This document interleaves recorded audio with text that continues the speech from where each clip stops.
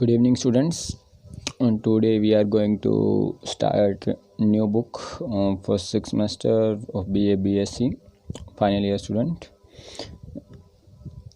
This is for MDU, KUK, CDLU, all three university. Like, subscribe, and share for more videos. First of all, we discuss this syllabus कि कौन कौन से तुम्हारे जो chapters हैं वो यूनिट्स को कवर करेंगे। जैसे सबको पता है कि 4 यूनिट्स के अंदर तुम्हारा जो सिलेबस है वो डिवाइड होता है एक बुक का। तो जो तुम्हारे इसके अंदर डायनेमिक्स का एक बार आपको सिलेबस बता दूं, छोटा सा ओवरव्यू ले लेते हैं। तो जो पहले 4 चैप्टर्स हैं उनका तुम्हारा एक यूनिट है, फर्स्ट यूनिट जो तुम्हारा है, ठीक है, जिसमें तुम चाहो तो पहले 2 चैप्टर कर लो, चाहे 3rd 4th चैप्टर कर लो, तो भी क्वेश्चन कंप्लीट हो जाएगा अलग अलग, ठीक है। 5th और 6th दोनों चैप्टरों का यूनिट है पूरा। 5th चैप्टर का अलग से क्वेश्चन मिलेगा, 6th चैप्टर का अलग से क्वेश्चन मिल जाता है, क्लियर। और सेम इसी तरह से 7th और 8th चैप्टर का यूनिट है, जिसमें चाहो तो 7th चैप्टर कर सकते हो, चाहो तो 8th चैप्टर कर सकते हो, ठीक है। इंडिविजुअल दोनों का अलग अलग क्वेश्चन कंप्लीट हो जाता है। सेम इसी तरह से अगर मैं बात करूं तो 9th 10th और 11th चैप्टर का यूनिट है, जिसमें 9th चैप्टर अकेला लगभग क्वेश्चन कंप्लीट कर जाता है, और सेम 10th और 11th का अलग से यूनिट रहता है, क्लियर। और अगर एक्स्ट्रा कुछ बच्चे करना भी चाहें लास्ट यूनिट के अंदर, तो कैपलर्स लॉ के अंदर सिर्फ एक प्रॉपर्टी है स्टार्टिंग की और 2-3 डेफिनेशंस हैं, वो साथ में 9 चैप्टर का एक्स्ट्रा कर सकते हैं कंपलसरी क्वेश्चन के लिए, क्लियर। जो मैं करवाने वाला हूँ यहाँ पे आपको इस बुक में चैप्टर, वो है अपना chapter number 3rd 4th 5th 8th 9th और 10th का छोटा सा पार्ट करेंगे, क्लियर। तो लगभग ये अपने पास 5.5 के करीब चैप्टर बने, 5 चैप्टर मान के चल सकते हो आप करने वाले हैं इसके अंदर, 5.5, क्लियर। तो चलो स्टार्ट करते हैं। तो सबसे पहले अगर 3rd चैप्टर की मैं बात करूं तो हार्मोनिक मोशन के बारे में सबने सुना होता है, सिंपल हार्मोनिक मोशन, ठीक है। कहाँ पे देखते हो? वॉच के अंदर जो पेंडुलम लटका हुआ होता है तुम, ठीक है। बहुत सारा फिजिक्स जिन्होंने भी पढ़ी होती है उन सबको इस चीज़ के बारे में पता होता है, ठीक है। तो सबसे पहले अगर मैं डेफिनेशन की बात करूँ सिंपल हार्मोनिक मोशन के अंदर, तो क्या रहता है अपने पास? सिंपल हार्मोनिक मोशन के अंदर क्या होता है कि पार्टिकल इज सेट टू, कब बोला जाएगा किसी पार्टिकल को कि वो सिंपल हार्मोनिक मोशन के अंदर ए पार्टिकल इज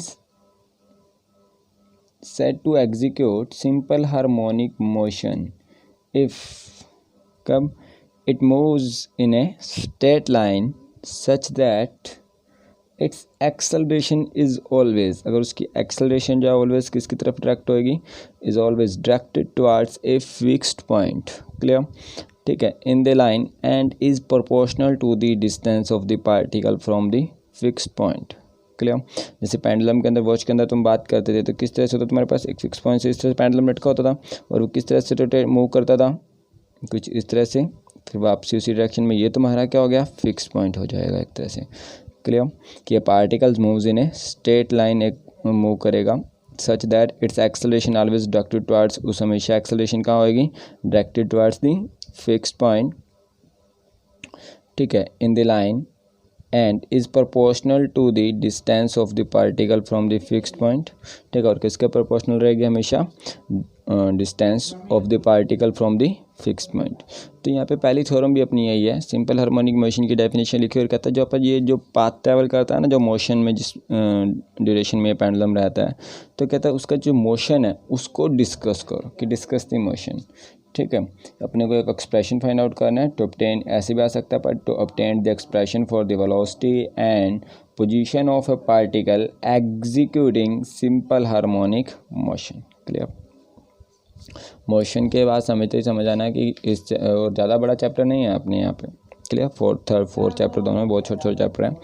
तो देखो क्या करेंगे सबसे पहले कि मैंने क्या मान लिया, कोई एक फिक्स पॉइंट लेके चले, let O be a fixed point in the line, line क्या लेके चला मैंने? एक लाइन ली, ए डैश ओ और ए, क्लियर, जिसमें मैंने ओ पॉइंट को क्या लिया? एक fixed point, and P be the position of the particle moving with the velocity v in the direction O A. मैंने मान लिया कि ये फिक्स पॉइंट था, मान लिया पार्टिकल यहाँ से किस डायरेक्शन में मूव कर रहा है? ए की डायरेक्शन में मूव कर रहा है। अगर ओ से ए की तरफ पार्टिकल जा रहा है तो कभी ना कभी तो वो पार्टिकल इस पोजीशन पे भी पहुंचा होगा, ठीक है। मान लिया वो जो ओ ए डायरेक्शन में जब वो पार्टिकल मूव कर रहा है तो मान लिया उसकी वेलोसिटी कितनी है v, क्लियर। और उस p पॉइंट पे जो डिस्टेंस है उस फिक्स पॉइंट से इस p पॉइंट का लेट कर लिया वो कितना है x, क्लियर। और टाइम, अब यहाँ से यहाँ तक पहुँचने में कुछ टाइम भी लगा होगा, तो वो टाइम अपन ने कितना लेट कर लिया t। तो वही मैंने स्टार्टिंग में थ्योरी में लिखा और कुछ भी नहीं, कि let O be a fixed point in the line A dash O A and P is the position of the particle moving with velocity v in the direction O A, ठीक है, at a time t small t, ठीक है, and at a distance x from o, और कितने distance पे अपने पास x distance पे है फ्रॉम पॉइंट o से, क्लियर। और मान लिया कि O से लेके इसका A तक का जो डिस्टेंस है वो डिस्टेंस अपन ने कितना लेट कर लिया स्मॉल है, क्लियर हो गया सबको ये। अब बाय डेफिनेशन ऑफ अगर मैं सिंपल हार्मोनिक मोशन की बात करूं तो मैं क्या बोल सकता हूं कि v into d v by d x directly proportional होगा किसके x के। अब सबसे बड़ा क्वेश्चन यहीं पे मैं सर ये कैसे बोल रहा हूँ। अब मैं 2-3 चीज़ें आपको पहले बता दूँ कि v into d v by d x actual में है क्या। v into d v by d x और कुछ नहीं है, ये एक्चुअल में एक्सेलरेशन ही है।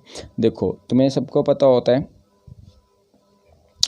कि वेलोसिटी क्या होती है, d x by d t, change in distance with respect to, change in displacement with respect to time, clear. और अगर मैं इसी वेलोसिटी का अगर डेरिवेटिव कर दूं फिर से विद रिस्पेक्ट टू टाइम तो वो क्या हो जाएगा एक्सेलरेशन। मतलब अगर मैं d v by d t लिख दूँ तो वो क्या होता है एक्सेलरेशन। या मैं इसको ये भी तो लिख सकता हूँ डबल डेरिवेटिव ऑफ इसका with respect to t x का, तो डी स्क्वायर एक्स बाय में डी टी स्क्वायर, क्लियर। अगर अब ये तो ठीक है सर, ये तो ये दोनों नाम तो अपने ये चीज़ जो टर्म्स अपने बहुत यूज़ की होती हैं सर, ये कभी यूज़ नहीं किया, ये भी उसी से तो निकला। D v by d t को मैं क्या लिख सकता हूँ, d v by d x into में d x by d t, chain rule सबने पढ़ा है, ठीक है। और d x by d t अपने को पता है क्या होता है वेलोसिटी, अभी तो बताया, ठीक है। तो ये क्या बन गया v इंटू में d v by d x, clear. और ये तो क्या था एक्सेलरेशन ही तो था, जिसको यहाँ पे आप जो डायनेमिक्स के अंदर है तो वहाँ पे आप एक्सेलरेशन को रिप्रेजेंट करेंगे स्मॉल f से रिप्रेजेंट किया करेंगे आगे, ठीक है। तो यहाँ पे क्या अपने पास v इंटू में d v by d x किसके डायरेक्टली प्रोपोर्शनल हो गया x के, क्योंकि ये तो अपने डेफिनेशन में बोल दिया था ए particle moves in a straight line such that its acceleration जो होगी हमेशा always directed towards a fixed point में जो एक्सेलरेशन है वो डायरेक्ट होगी, और वो किसके प्रोपोर्शनल होगी distance of the particle from the fixed point. और distance of the particle from the fixed point कितना मान के चलें x, तो उसके क्या रहने वाली है प्रोपोर्शनल। तो इसलिए मैंने क्या लिखा acceleration is directly proportional to distance from the fix point, clear. तो v into d v by d x किसके डायरेक्टली प्रोपोर्शनल हो गया x के, क्लियर। अब डायरेक्टली प्रोपोर्शनल का साइन हटाएंगे तो कुछ ना कुछ क्या लेके चलना पड़ेगा कांस्टेंट ऑफ प्रोपोर्शनलिटी। तो मैंने क्या मान लिया म्यू जो है अपने पास क्या मान लिया कांस्टेंट ऑफ प्रोपोर्शनलिटी, क्लियर। तो इंटीग्रेटिंग बोथ साइड। अब और एक चीज़ ध्यान रखना, अगर एक्सेलरेशन नेगेटिव है, अगर एक्सेलरेशन की वैल्यू कैसी है नेगेटिव है, तो उसको एक्सेलरेशन ना बोल के क्या बोल देंगे रिटार्डेशन भी बोल देते हैं, क्लियर। तो कहीं पे रिटार्डेशन बोल रहा है तो उसका मतलब और कुछ नहीं है एक्सेलरेशन ही है, बस नेगेटिव डायरेक्शन, क्लियर। तो यहाँ पे अगर मैं क्या कर देता हूँ इसका बोथ साइड इंटीग्रेशन कर दूँ तो ये क्या बन जाएगा कि पहले तो डी एक्स को इधर लेके जाऊँ, ठीक है। तो v इंटू में डी वी का इंटीग्रेशन और माइनस म्यू, ये तो कांस्टेंट है ये बाहर आ जाएगा, ठीक है, integration of x dx, clear. और v का इंटीग्रेशन करोगे तो सबको पता है क्या आने वाला है v square by 2 equal to किसके आ जाएगा माइनस म्यू इंटू में x square by 2 plus constant, इसको इक्वेशन नंबर नाम दे दिया सेकंड, इसको नाम दे दिया फर्स्ट, क्लियर। अगर मैं बात करूँ 8 पॉइंट ए के ऊपर, अगर मैं किसके ऊपर बात करता हूँ ए पॉइंट के ऊपर, वेलोसिटी कितनी होगी 0 और x कितना होगा a, क्लियर। क्योंकि मैं यहाँ पे कांस्टेंट c की वैल्यू निकालना चाहता हूँ। अब ये चीज़ें अगर किस तरह से लिखी हैं तो अपने को देखो यहाँ पे अगर मैं बात करता हूँ कि देखो जब पेंडुलम भी मूव करता है तो यहाँ पे ये कब एक कॉर्नर तो ऐसा आता है ना जब पेंडुलम वापस मूव आएगा तो यहाँ पे वेलोसिटी की वैल्यू कितनी होगी 0, इस एंड पॉइंट पे बात कर रहा हूँ। और टोटल डिस्टेंस इस पॉइंट तक कितना हो जाएगा ओ ए तक, तो वो अपने माना था कितना स्मॉल ए से रिप्रेजेंट किया था।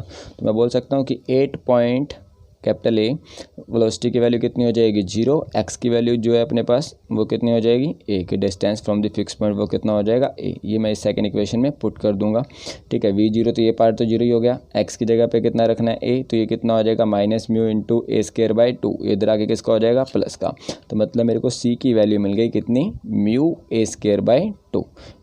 ये सी की वैल्यू मैं किस में पुट कर दूंगा, सेकंड इक्वेशन में। तो ये क्या बन जाएगा v square by 2 equal to किसके minus mu into x square by 2 plus mu into में ए स्क्वायर बाई 2, सब में से 2 नीचे से क्या हो जाएगा कैंसिल आउट। तो v square is equal to किसके बच गया, अगर इन दोनों में से म्यू कॉमन ले लूँ तो क्या बचेगा ए स्क्वायर माइनस एक्स स्क्वायर। तो यहाँ से अगर मैं बात करूँ तो वी की वैल्यू कितनी आ जाएगी plus minus square root of mu into में a square minus x square का सारे का स्क्वायर रूट। ठीक है, और वी को मैं क्या लिख सकता हूँ D x by d T भी लिख सकते हैं। क्लियर है, क्योंकि वी तो वेलोसिटी है और वेलोसिटी को D x by d T से भी रिप्रेजेंट कर सकते हैं। इसको मैंने इक्वेशन नंबर नाम दे दिया थर्ड। क्लियर।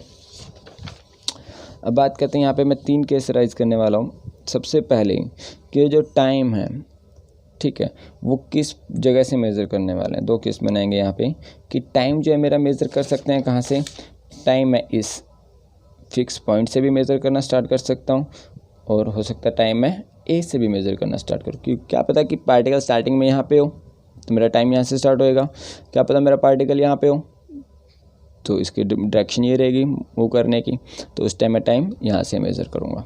ठीक है, तो वही चीज़ सबसे पहले case 1, when time measure from the fixed point,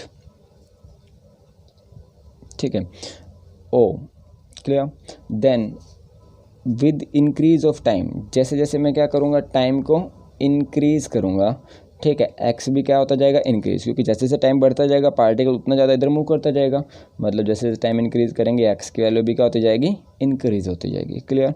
तो अगर एक्स की वैल्यू इंक्रीज होएगी तो जो डी एक्स बाई क्या था अपने पास डी टी, सॉरी यहाँ पे टी आएगा, तो डी एक्स बाई जो डी टी की वैल्यू थी वो क्या आएगी हमेशा पॉजिटिव। क्लियर। तो फ्रॉम थर्ड, तो मैं इस यहाँ पे कौन सा केस लूँगा D x by d T जो यहाँ पे था अपने पास, क्योंकि प्लस माइनस दोनों केस अराइज हुए थे थर्ड इक्वेशन के अंदर, तो यहाँ पे इनमें से मैं कौन सा केस लेके चलूँगा पॉजिटिव केस लेके चलूँगा। क्लियर। तो यहाँ पे अगर मैं बात करता हूँ तो d x by d t equal to किस क्या आ जाएगा, स्क्वायर रूट ऑफ म्यू अलग कर दिया, square root of a square minus x square के, तो ये square root of a square minus x square कहाँ आ जाएगा डिवाइड में, तो ये क्या आ जाएगा 1 by square root of a square minus x square into में डी एक्स इक्वल टू किसके होगा रूट म्यू इंटू में डी टी। क्लियर। तो बहुत सारी इंटीग्रेशन करेंगे तो क्या आ जाएगा 1 by square root of a square minus x square d x, और ये क्या बन जाएगा रूट म्यू इंटू में क्या आ जाएगा 1 integration of 1 D t. Clear, क्योंकि रूट म्यू तो कांस्टेंट है और इसका इंटीग्रेशन का फॉर्मूला तुमने सब ने पढ़ा होता है, तो ये क्या होता है साइन इनवर्स एक्स बाई ए, अगर ये यहाँ पे आगे क्या लगा होता है माइनस, तो ये क्या हो जाता है कोस इनवर्स एक्स बाई ए का फॉर्मूला हो जाता।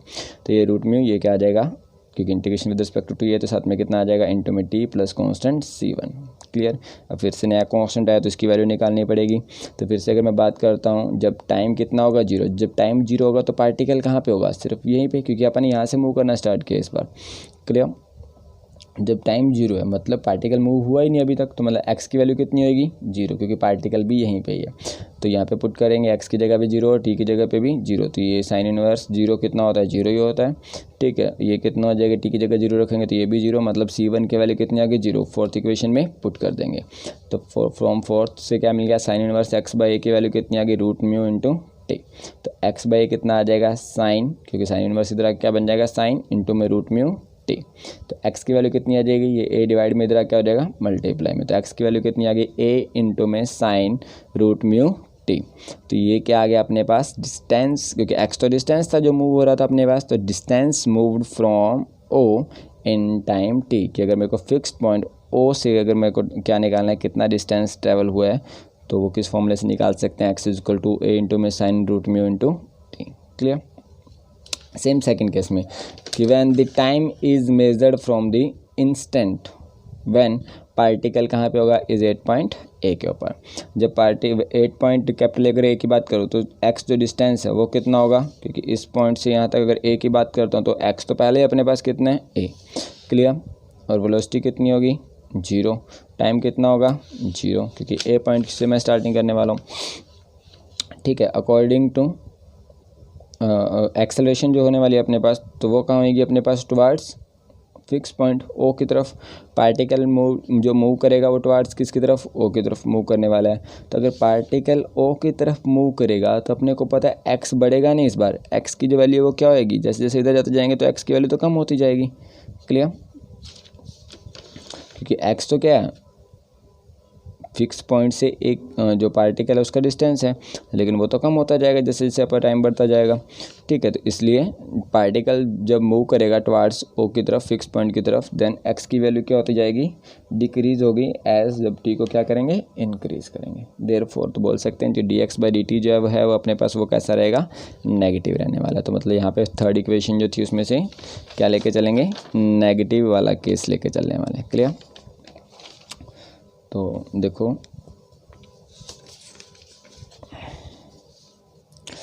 तो फ्रॉम थर्ड तो dx/dt क्या लेके चलेंगे, माइनस रूट में इंटू में square root of a square minus x square, इसको नीचे लेके आएंगे टी वाली टर्म्स को एक साइड। ठीक है, बोथ साइड क्या कर देंगे, इंटीग्रेशन। तो ये इंटीग्रेशन किसका हो जाएगा, कोस इनवर्स एक्स बाई ये क्या बन जाएगा, रूट में into T plus constant c2। जब मेरे को पता है एक्स की वैल्यू ए होगी, टाइम कितना है वहाँ पे 0, क्योंकि ए पॉइंट के ऊपर बात कर रहा हूँ। ठीक है, तो कोस इनवर्स ये क्या हो जाएगा, ए बाई, तो कोस इनवर्स ये तो कितना हो गया 1। ठीक है, ये कितना हो गया, रूट म्यू इंटू में टाइम की जगह पे टी की वैल्यू कितनी पुट की है, 0 प्लस c2। तो c2 की वैल्यू कितनी है कि कोस इनवर्स, क्योंकि ऐसे कैंसिल आउट हो जाएगा 1, तो 1 की जगह पे क्या लिख सकता हूँ, कोस 0। कोस से कोस इनवर्स क्या हो जाएगा, कैंसिल आउट।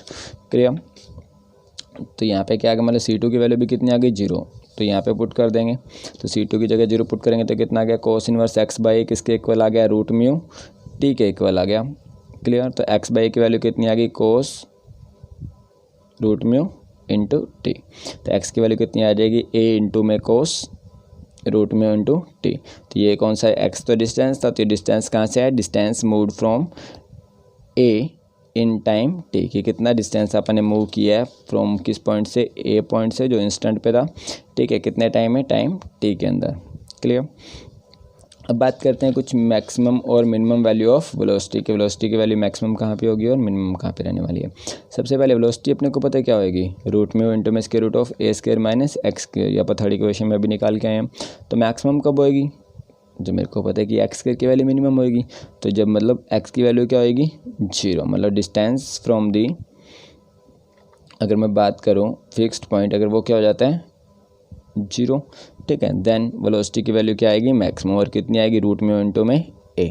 ठीक है, और ये मेरे को पता है कि इस पोजीशन पे होगा 8 सेंटर ओ के ऊपर, जो जिसको मीन पोजीशन, ओ को मीन फिक्स पॉइंट को मीन पोजीशन भी बोला जाता है।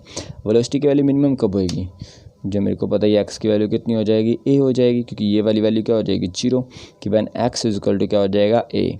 ठीक है, देन बी की वैल्यू क्या होगी, मिनिमम, और एक्स की वैल्यू ए कहाँ पे होगी, जब मेरे को पता है कि पार्टिकल जो है वो कहाँ पे पहुँच जाएगा, कि जब पार्टिकल जब वो ए पॉइंट पे पहुंच जाएगा। क्लियर, तो देन वी मिनिमम जो वेलोसिटी अपने पास वो कितनी हो जाएगी, 0। तो ये कहाँ पे आएगा, 8 पॉइंट ए के ऊपर, जिसको एक्सट्रीम पोजीशन में बोलते हैं। क्लियर है students, thank you for watching video, like subscribe and share for more videos. Thank you.